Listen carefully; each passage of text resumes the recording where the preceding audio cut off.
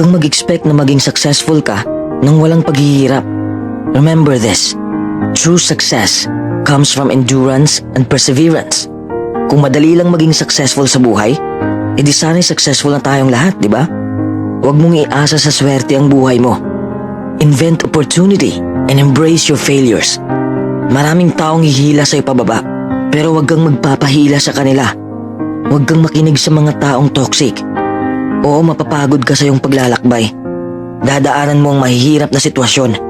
Darating ka sa punto na mawawalan ka na ng ganang gawin ang passion mo at mabibigo ka. Ang punto ko lang, the next time you fail at something, congratulate yourself. It is an achievement. You're one step closer to actual success. Marami kang matutunan sa kabiguan mo.